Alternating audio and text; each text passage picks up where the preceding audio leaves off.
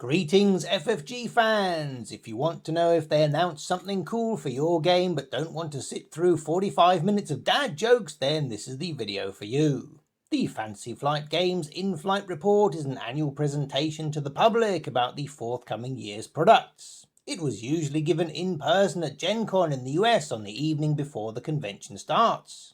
Because of the health crisis, last year's event was held digitally, and this year was just the same. It is the first of live streams, so tune in for those or check out the uploads on their YouTube channel in due course. There was no flashy intro sequence this year, probably because FFG doesn't have a lot of games left after moving all its miniatures lines to other Asmodee companies.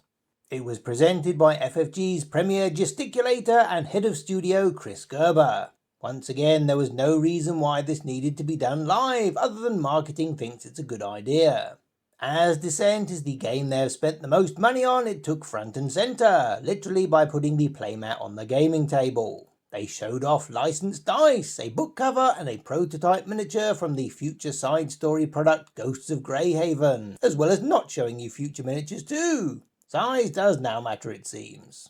Chris said the Act 2 campaign is well underway and hinted at other games in the Terranoth universe. Keyforge, which has been put on hiatus because you can't run a competitive game during a pandemic, got a mention, with the next set being teased to convince you that hiatus isn't Latin for deceased. Don't forget their intention is to take this game digital. It looks like they still have the Game of Thrones license, and they recap their already announced Betwixt, which looks a lot less crunchy than their other well-known board game. Wait for it! Journeys in Middle-earth had a forthcoming DLC campaign and figure pack confirmed. Speaking of Lord of the Rings, their 10-year-old card game isn't getting any new content, but a revised core box is in the works, getting rid of the outdated notion that you need to buy 3 core sets in order to have a full playset. Look what you've done, Marvel Champions! There will be some additional cards added, but they did say these will be available separately as print and play for free. They will also be releasing select campaigns in the new 2-box LCG format, although we don't know how select. Probably depends on sales. Finally, they will be releasing the scenarios that came in the limited edition collector's box separately.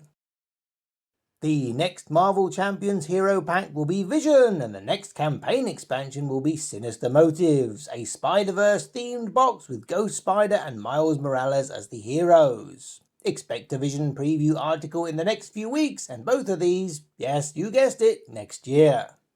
Everyone's favourite game of Space Lions, Twilight Imperium, is 25 years old, and what better way to celebrate than by reissuing the role-playing game? Only kidding! There are going to be some comics written by Dan Abnett, and also some Android comics.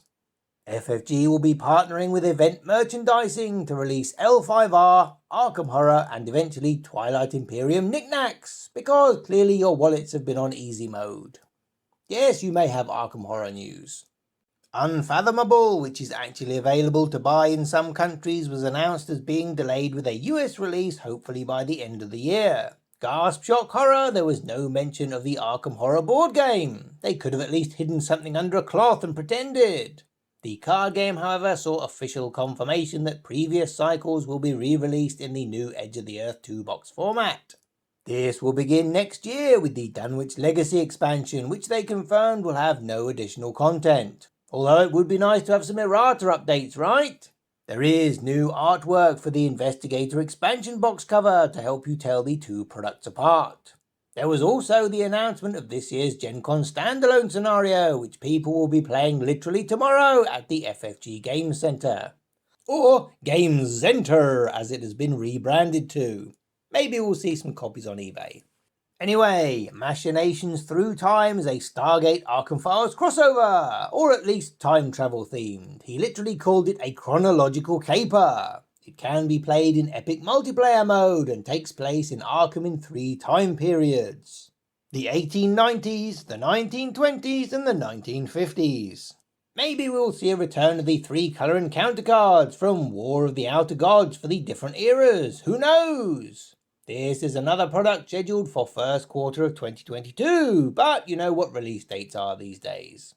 Obviously, saving the best till last, we have that Holy Grail, an Outer Rim expansion, or the world's worst teaser trailer for one. There was literally no news other than a box cover with no designer's name on the front. Mind you, some of us are still waiting for the playmat to come out. That was it for product announcements.